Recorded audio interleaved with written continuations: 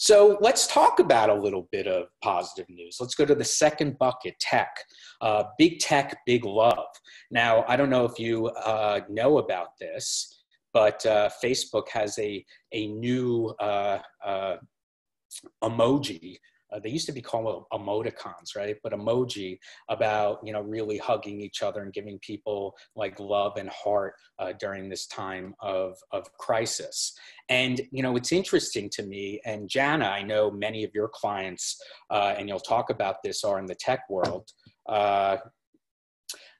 Advertising. I guess they really have to figure out how to make money. Sorry about that. So there is a survey right now that 9 in 10, it actually was released a couple days ago by the National Research Group, a global insights firm.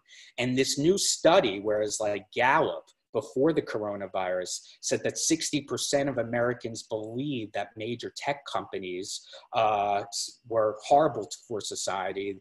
There were privacy hacks, misinformation, caused addiction, highest suicide rates in teenagers because of their addiction to social media and their FOMO. And now it's 88% of Americans who are surveyed say that they better appreciate it right now. It's technology that's putting us all together, which is a beautiful thing. In some way. Of course, it's not as good as real contact, but we are learning that we can still conduct our lives with Zoom or technology. We could all come together. So that's an interesting development, I think. And I'm going to talk about that again when we go to the Marimika report, which is also a big thing in tech. So like if we're talking about the reversal in sentiment of big tech, I've said this before, Scott Galloway, of L2 and is on a podcast with Kara Swisher called Pivot, has been saying that Sheryl Sandberg and Mark Zuckerberg of Facebook should go to jail. And, Facebook is just as bad as Chevron. And so, there was a lot of negative sentiment, like I said, 60%. But now, I would say out of the 5 big tech companies, Amazon, Apple, Microsoft, Facebook, and Amazon, Apple, Microsoft, Facebook, and Google. The only one that we think is a horrible company right now is Amazon. Yes, I just got my essential goods within a couple days, but, I can't get my toilet paper. What am I supposed to do, Amazon? Come on, get with it. But we all see all the stories of the treatment with workers and blah, blah, blah. But the other ones, wow, look how well what they're doing to really contribute positivity to the world. Stepping back for a second, if we look at the 1918 Spanish flu, we're not supposed to call it the Spanish flu, but you know what I'm saying, or epidemic or pandemic, sorry. One of the things that really is going to help us right now is all the digital technology that's going to help us, track and help us get data for us to fix this problem, pharmaceutical technology. So we do have technology and we're going to use it positively. Facebook will expand its symptom tracking. Mark Zuckerberg basically wrote an op-ed for the Washington Post yesterday, talking about how their data is going to help with the response. The founders of Instagram are creating this R2 algorithm to show how the virus is spreading in every state and area. There was a piece, if we have time, I might show it at the end, in CBS Sunday Morning that talked about, which we talked about last week, because that was in the Zeitgeist last week, but it's really hard to understand what it is. In fact, I will put it in the chat because it's worth seeing. Everyone. There we go. Everyone in meeting.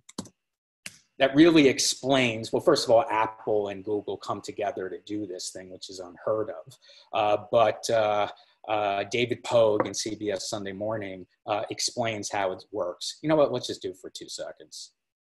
What is this big project? It's a little technical, so let's take this slowly. You've heard of Bluetooth, right? It's a weak radio signal that lets your phone send music to wireless headphones or music to your car's stereo. Very soon, iPhones and Android phones will continuously broadcast a Bluetooth beacon, basically a big number that changes every few minutes, to any phones within about 15 feet.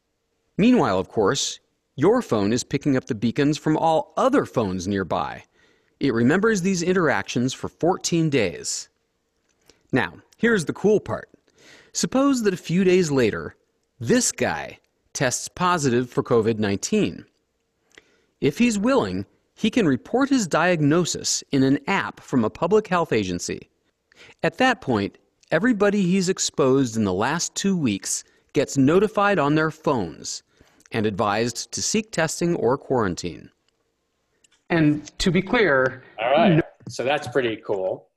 So if you don't understand that, I gave you the link in chat. Again, I'm going to have to mute you all, whoever's typing right now.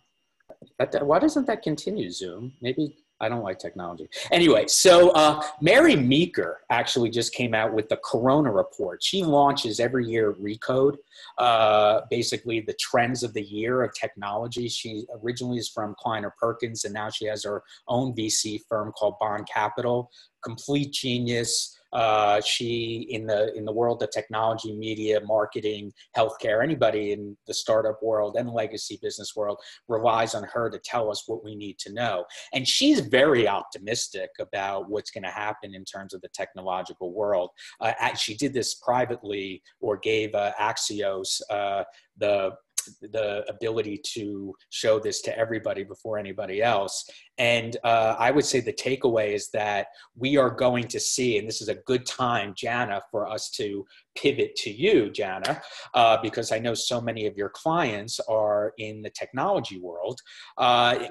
Mary is basically saying that this is going to be a catalyst for technological innovation. And it's a good thing that 88% of those polls that I just showed think of technology favorably. And the other thing is she's talking about how technology is going to transform healthcare, which we understand now it sucks, and the way that we work in a much more forward-moving, catalyzed, wow, we can't believe this is happening so quickly way.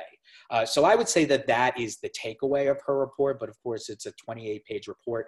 I'll put it in the chat as well.